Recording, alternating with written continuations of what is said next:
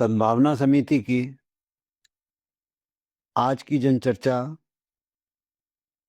का विषय है स्वस्थ समाज की पोषक जातीय एकता। आज ये महत्वपूर्ण विषय बनता है। जातिगत जातियां समाज को पोषित कर रही हैं, शोषित कर रही हैं, विघटित कर रही हैं। क्या है स्थिति? महत्वपूर्ण विषय है क्योंकि समाज में इसका पूरा प्रभाव पड़ रहा है। हमारा भारतीय संविधान धर्मनिरपेक्ष है, लेकिन संविधान का, भारतीयता का हर कार्य जाति प्रथा पर, धर्म प्रथा पर आधारित है।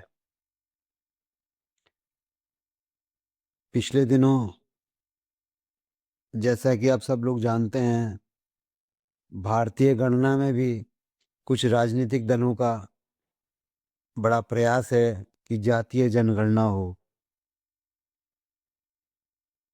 समाज पर उसका क्या प्रभाव पड़ रहा है, इस विषय से सद्भावना समिति ने विभिन्न विषयों पर यह प्रयास है कि हम कुछ प्रबुद्ध लोगों के विचार रखें। आज का विषय हमने इसीलिए लिया, स्वस्थ समाज की पोषक जाति एकता। जातीय एकता के रक्षक हमारे गांव में भारतीय जाति प्रथा एक लंबे समय से चल रही है और इससे सामाजिक विकास में सहयोग मिला है, पोषण मिला है। वर्तमान स्थिति पिछले कुछ सालों से या 1000-1500 सालों से, जब से आक्रांताओं का इतिहास रहा, अंग्रेजी शासन का इतिहास आया, तो इस विषय को कुपोषित किया गया या इसका उपयोग कितना सकारात्मक और कितना दुरुपयोग इसका हुआ, ये एक विषय बनता है।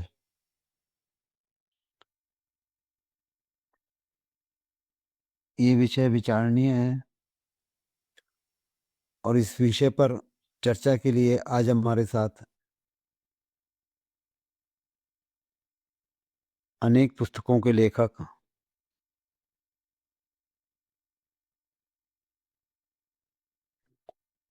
श्री महेंद्र दीक्षित हमारे साथ हैं। मैं उन्हें आमंत्रित करता हूं कि वो इस विषय पर समाज को एक दिशा देने के लिए कुछ अपने विचार रखेंगे। संविधान में भी आमूल-चूल परिवर्तन की आवश्यकता है, क्योंकि पुरानी जो संवैधानिक धाराएं हैं वो वर्तमान परिप्रेक्ष्य में प्रासंगिकता से विमुख हो गई हैं। उनकी कोई प्रासंगिकता नहीं रही है, क्योंकि आज हर प्रत्येक वर्ग का व्यक्ति पढ़ा लिखा है और वो अच्छा बुरा, अपना भला बुरा सब कुछ सही तरीके से जानता है और समझता है। और जो हमारी सुप्रीम कोर्ट हैं या उच्च संस्थान, जो वैचारिक संस्थान हैं, उनको ये चाहिए कि वो इन विचारधाराओं में परिवर्तन करे और समान नागरिकता कानून लागू करे, क्योंकि नए भारत के लिए नई विचारधारा की परम आवश्यकता है। हम इसमें किसी का विरोध नहीं कर रहे हैं, हम उस चीज़ का विरोध कर रहे हैं जो कि आम नागरिक के साथ साथ विद्वानों के, ज्ञानियों के हित में नहीं है। संवैधानिक संस्थाओं को ये चाहिए कि उसमें वो परिवर्तन करें और समान नागरिक कानून बनाए जिसमें सबको समरसता प्राप्त हो और सबको न्याय प्राप्त हो। हम किसी के विरोध में बात नहीं कर रहे, लेकिन कुछ ऐसी धाराएं हैं जिसमें मानव अधिकारों का हनन होता है, क्योंकि वो भी इसी देश के नागरिक हैं और हम भी इसी देश के नागरिक हैं, लेकिन नागरिकों के अधिकारों में ये भेदभाव कैसा? क्योंकि इस देश ही के सब नागरिक हैं, तो धाराओं का भी, जैसे हरिजन एक्ट को ले लेते हैं, ओबीसी एक्ट को ले लेते हैं, क्या हमारे प्रधानमंत्री भी ओबीसी जी से हैं? तो क्या वो कोटे से थोड़े आए? वो अपनी वैचारिकता से, अपने अनुभव से, अपनी कर्तव्यपरायणता से देश के प्रति क्या कर सकते हैं, उसके परिप्रेक्ष्य में ही वो प्रधानमंत्री बने हैं।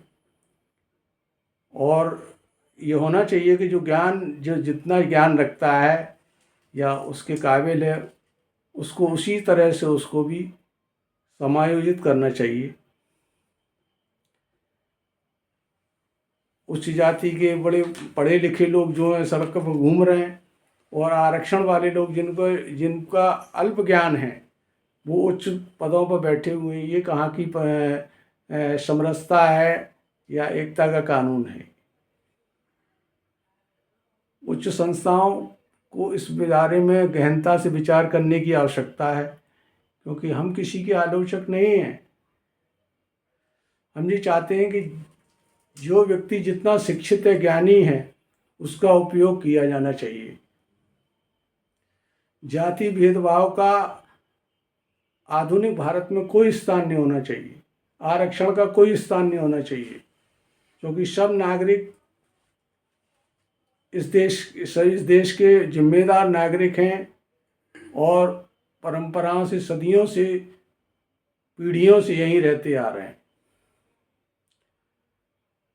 संवैधानिक संस्थाओं में जो हमारे माननीय न्यायमूर्ति जी बैठे हुए हैं, न्यायाधीश जी हैं, उनको भी इस पर विचार करना चाहिए।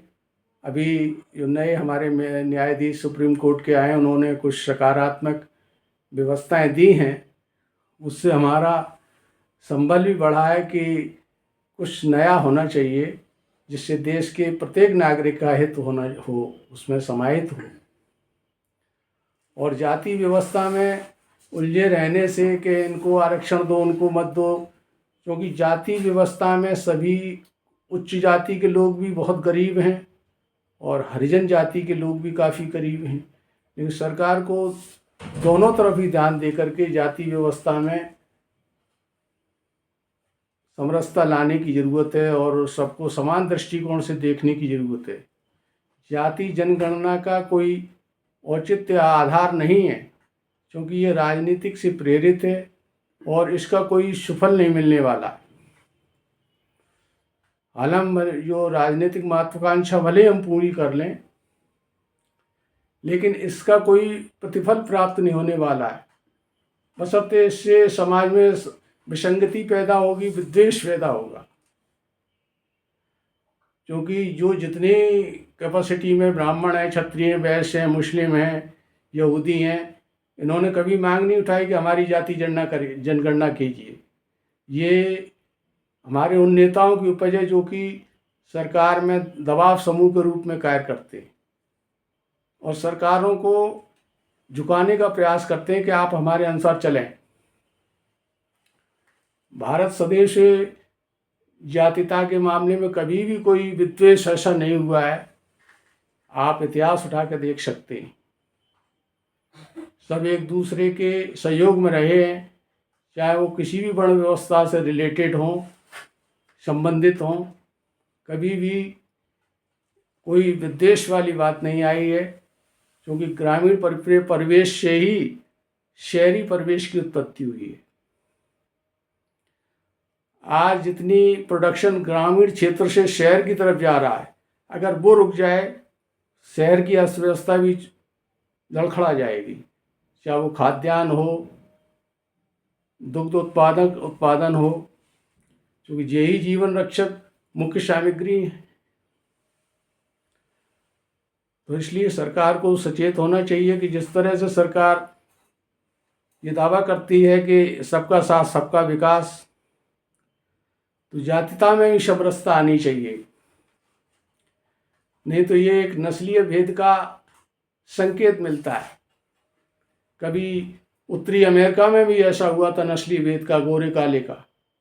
आज हमारे यहाँ जो भेद दिख रहा है, ये काले काले का भेद दिख रहा है। उसमें हरिजन कौन है, उच्च जाति कौन है, नीच जाति कौन है। सरकार को सबके लिए समान कानून बनाना चाहिए, क्योंकि सब जातियाँ एक दूसरे से रिलेटेड हैं और सभी उस परम सत्ता की संतान हैं। कोई सरकार या कोई विद्वान इस विचार को नकार नहीं सकता। तो इसलिए हमें समरसता के साथ साथ सबके जीने का अधिकार सुनिश्चित करना चाहिए।